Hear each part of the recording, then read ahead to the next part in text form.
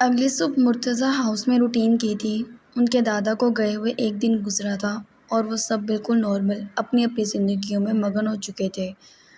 مرتضیٰ روز کی طرح بہت سارے ملازموں اور نوکروں کی فوج کے ساتھ تیار ہو کر ٹیبل پر آیا تھا۔ ماہین روز کی طرح تیار ہو کر اپنے منگیتر کے ساتھ جانے کے لیے تیار تھی۔ مرتضیٰ ہاؤس میں صبح ہوتی ہی 2:12 بجے تھی اور اب یہاں ایک اور آ گیا تھا جس کی صبح کب ہوتی تھی، رات کب ہوتی تھی، معلوم نہیں پڑتا تھا۔ وہ سوتا تھا یا جاگتا تھا، رہتا تھا یا بھی، یہ بھی پتہ نہیں تھا۔ مراد خان اور شیلا دونوں بھی تیار تھے۔ مراد خان کو آج کوئی میٹنگ تھی جبکہ ان کی بیوی نے بھی کسی سے ملنے جانا تھا۔ غرض سب مصروف تھے اپنی مصروفیات میں۔ وہ سب قسمت سے آج اکٹھے ناشتہ کر رہے تھے۔ اس ٹیبل پر سب اپنا کام آگے بڑھ کے خود کر رہے تھے سوائے مرتضیٰ کے۔ وہ آرام سے بیٹھا تھا، اسے ناشتہ سرو کیا جا رہا تھا، اس کے آگے پیچھے پھیرا جا رہا تھا۔ درانی کی فیملی پھر سے آئے گی آج اور شاید آفیشیلی منگنی کی اناؤنسمنٹ کرنا چاہتے ہیں۔ تمہارا کیا خیال ہے مرتضیٰ؟ شیلا نے بیٹے کی طرف دیکھا۔ ڈیڈ سے پوچھ لیں، اگر وہ اپنے نکمے بیٹے کی آؤ بھگت سے نکل آئے ہو تو میری طرف بھی دیکھ لیں۔ اس نے شانے اچکاتے طنز کیا اور کھانے لگا۔ فضول مت سوچو اور درانی کی فیملی آ جائے، اچھی بات ہے، ہم آفیشیلی منگنی اناؤنس کریں گے، اور کیا چاہیے؟ وہ بولے تو مرتضیٰ نے باپ کی طرف دیکھا۔ ڈیڈ مجھے کلیئرلی بتائیں کیا ہو رہا ہے اس گھر میں؟ مجھے سمجھ نہیں آ رہا۔ اب جب بھی سہراب کا ذکر ہوتا ہے یوں ہی بات کرتے ہیں، ایک لفظ بھی پہلے کی طرح نہیں بولتے۔ کیا چاہتے ہیں آپ؟ وہ غصے میں لگا تھا۔ کچھ ضرورتیں ایسی ہوتی ہیں جو زبان کو شیریں، لہجے کو رسگلہ اور منہ میٹھا کر دیتی ہیں۔ مرتضیٰ خان، پیچھے سے آتی آواز پر ان سب نے پلٹ کر دیکھا۔ وہ اسکائی بلو شرٹ اور جینس میں تھا۔ اس کی شرٹ کے آگے کے 4 بٹن کھولے تھے کہ اس کا سینہ اور اس کے ایبس واضح دکھ رہے تھے۔ اس نے چہرے پر گوگلز لگائے ہوئے تھے اور پینٹ کی پاکٹس میں ہاتھ ڈالے وہ پلر سے ٹیک لگائے کھڑا تھا۔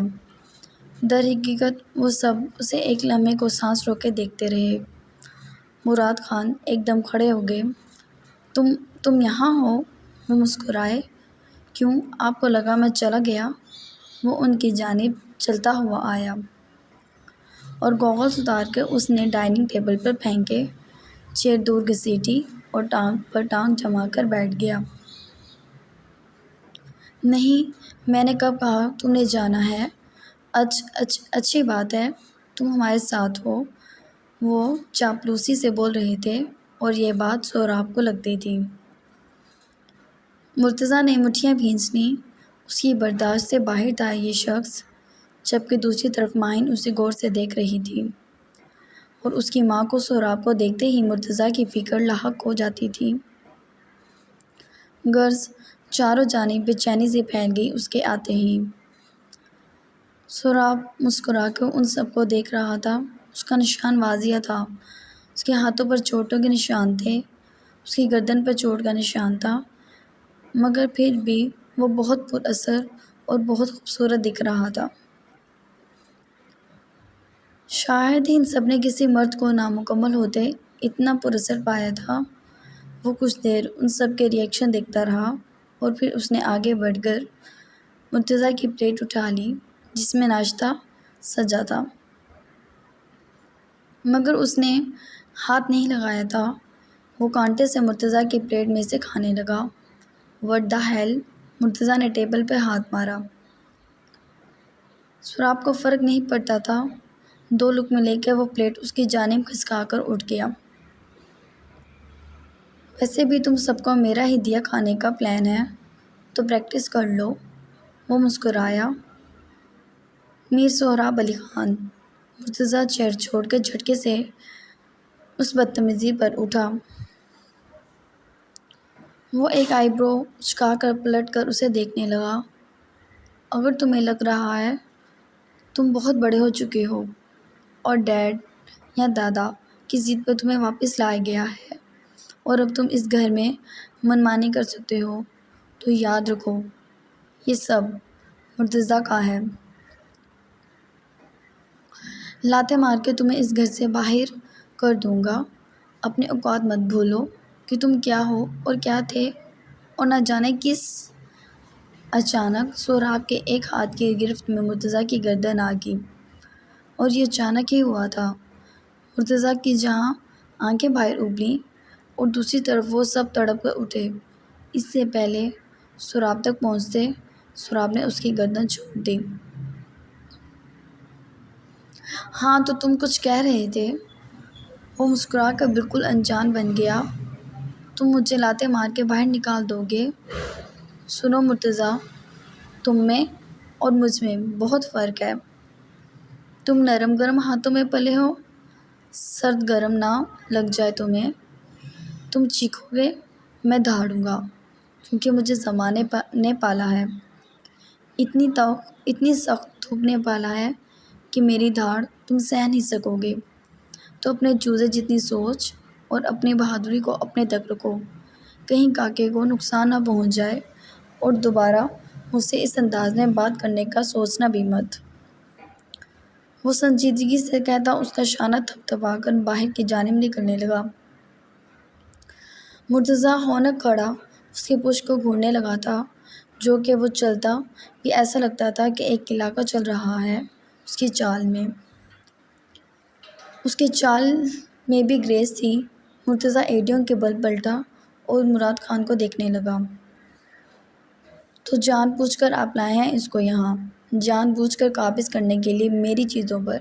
آپ کو مجھ سے اتنی دشمنی تھی، اتنی دشمنی، ساری زندگی مجھ سے پیار کیا، اور اب اسے اٹھا کر لے آئے مجھے نیچے دکھانے کے لیے؟ وہ غصے میں چیزیں اٹھا کر پھینکنے لگا تھا، جبکہ وہ سب پریشان ہو گئے۔ سہراب، وہ بھی پیچھے سے چیزوں کے ٹوٹنے کی آوازیں آ رہی تھیں، مگر وہ سیٹی پر دھن گنگناتا ہوا وہاں سے باہر نکل رہا تھا۔ اسے ان لوگوں سے غرض نہیں تھی، وہ جو مرضی کرتے۔ وہ باہر نکلا، موسم اچھا تھا۔ اس نے دوبارہ گوگلز لگائے لیے۔ الینا کی گاڑی پورچ میں کھڑی تھی۔ اس سے پہلے وہ گاڑی تک پہنچتا کہ اچانک کسی نے اسے روک لیا۔ ماتھے پر بل ڈالے انہیں دیکھنے لگا۔ بابا، سہراب بابا۔ وہ دوپٹے سے ہاتھ پونچھتی ہوئی اس کا چہرہ چھونا چاہتی تھی۔ سہراب کے بھی دماغ میں ماضی کی یہ نرم جھلک آزمائی۔ اس نے گوگلز اتارے اور ان کی جانب دیکھنے لگا۔ مجھے پہچانا؟ ارے کیسے پہچانو گے، بڑے جو ہو گئے ہو۔ وہ ہلکا سا مسکرائی، ان کی آنکھیں نم تھیں۔ نوشین آنٹی، وہ بس بڑبڑایا، جبکہ وہ خوشی سے نہال ہونے لگی۔ آپ کو ہم یاد ہیں؟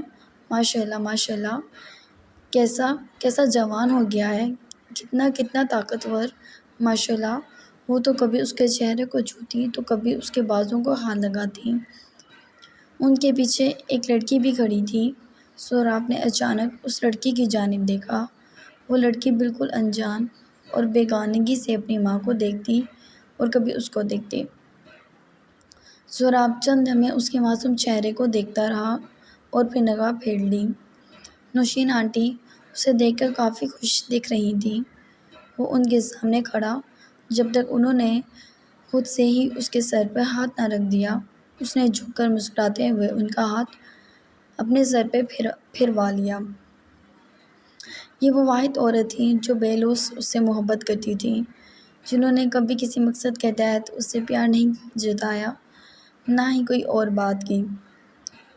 بس وہ ایسے ہی اسے ملتی تھی، اور آج بہت عرصے بعد انہیں دیکھ کر اس کو بھی اچھا لگا تھا۔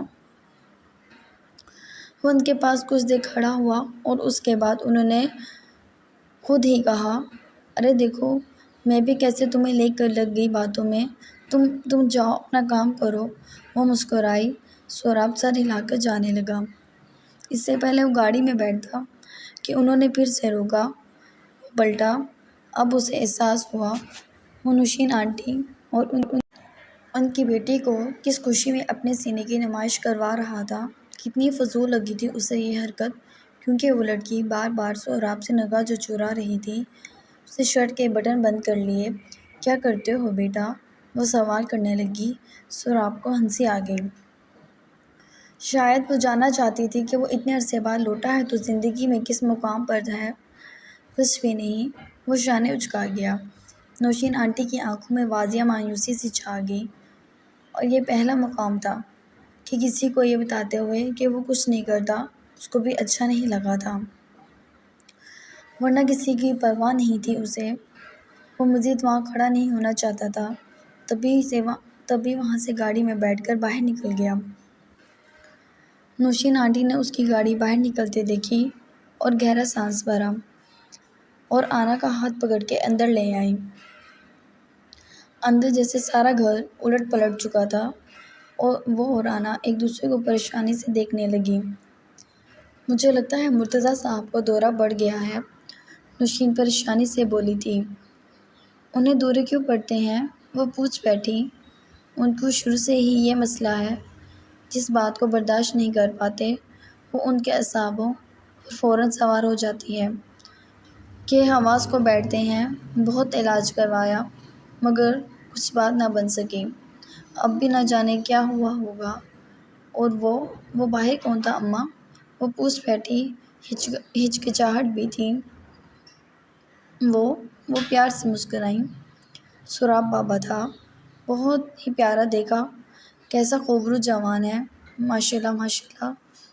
ارے اتنا سا تھا تب سے ہی اتنا حسین تھا، بڑا ہو کر تو ایسا ہی ہونا تھا، وہ فخر سے بولی۔ اماں وہ ہیں کون؟ آنا نے اسد سوال پوچھا۔ بے وقوف، وہ مراد خان کے چھوٹے بیٹے ہیں، وہ آہستگی سے بولنے لگی۔ کیا مگر مجھے نہیں پتا؟ ماہین بی بی اور مرتضیٰ صاحب کے علاوہ بھی خان صاحب کا کوئی بچہ؟ پگلی تو اتنی سی تو ہے، اور کیا پتہ چلے گا تجھے؟ اب دیکھ لیا نا؟ وہ ہنس پڑی۔ آنا بھی خاموش ہو گئی۔ اس کی ماں تعریفیں تو بالکل جائز کر رہی تھیں مگر اس کا خلق گریباں، وہ ایک دم سر جھٹک گئی۔ وہ کیا سوچنے لگی تھی ابھی؟ اس نے توجہ ہٹا کر ماں کا ہاتھ بٹانے میں مدد کی۔ دوسری طرف مرتضیٰ کو دوائی دے کر اب شیلا خونخوار نظروں سے مراد کو دیکھ رہی تھی۔ میں نے تمہیں کہہ دیا ہے میرے بیٹے کو تمہارے اس پاگل نفسیاتی بیٹی کی وجہ سے کچھ بھی ہوا، یقین مانو میں سہراب کو زندہ مار دوں گی۔ وہ چیخیں۔ کیا بکواس کر کے گیا ہے وہ مرتضیٰ سے؟ کیا سمجھتا ہے خود کو وہ؟ مرتضیٰ کی وجہ سے اب رونے لگی تھی۔ مراد خان نے پریشانی سے گہرا سانس بھرا۔ تم ریلیکس ہو جاؤ، وہ ہمارے ساتھ رہے گا تو ٹھیک ہو جائے گا۔ وہ کبھی ٹھیک نہیں ہوگا، کبھی بھی نہیں۔ وہ پاگل ہے، دماغی طور پر ذہنی مریض ہے۔ وہ میرے بیٹے سے جلتا ہے، حسد رکھتا ہے۔ وہ بھڑکی۔ اب چیخنا بند کرو گی؟ مراد خان کو بھی غصہ آ گیا۔ فار گاڈ سیک مام، ڈیڈ اس وقت تو لڑنا بند کریں۔ آپ لوگ جانتے ہیں مرتضیٰ بھائی کی طبیعت نہیں ٹھیک، پھر بھی آپ لوگ بچوں جیسا بہیو کر رہے ہیں۔ وہ بھی غصے میں لگی۔ مجھے تو یہ سمجھ نہیں آ رہی مرتضیٰ کو اتنے عرصے بعد یہ دورہ پڑا کس طرح؟ وہ بہت ریکور کر چکا تھا، کافی معاملات تو حل کر جاتا تھا۔ پھر ماہین نے باپ کو دیکھا۔ میں نے بلایا ہے ڈاکٹر یوسف کو، دیکھتے ہیں وہ کیا کہتے ہیں۔ وہ بولے۔ تینوں کو مرتضیٰ کی فکر لاحق تھی۔ اب نہ جانے کیا کہنے والا تھا ڈاکٹر۔ وہ پہلی بار علینا کو پک کرنے آیا تھا۔ خاموشی سے دونوں گاڑی میں سوار تھے۔ علینا اس کی جانب دیکھ رہی تھی۔ پریشان ہو؟ وہ پوچھ گئی تھی۔ نہیں، اس نے صاف جواب دیا۔ پھر نارمل، بالکل انسانوں کی طرح بہیو کیوں کر رہے ہو؟ بلکہ یوں کہو جینٹل مین کی طرح، وہ بولی تو سہراب ہنس پڑا۔ تمہیں کوئی پرابلم ہے مجھ سے؟ انسانوں کی طرح رہوں تب بھی سکون نہیں، جانور کی طرح رہوں تب بھی۔ وہ شانے اچکاتے اسٹیئرنگ گھماتا موڑ کاٹنے لگا۔ علینا مسکرا دی۔ سہراب، تم جانتے ہو نا میرے لیے تمہارا مسکراتا چہرہ کتنا اہم ہے؟ وہ بولی تو لہجے میں چاہت تھی۔ آنا، مجھ پر رومانس مت جھاڑو۔ اس نے ہمیشہ کی طرح اس کی پیش رفت کو ریجیکٹ کیا۔ کاش تمہیں بھی محبت ہو، تب پتہ چلے گا محبت کیا چیز ہے، وہ اداسی سے بولی۔ یار، کیا تمہیں محبت کا بخار چڑھ جاتا ہے؟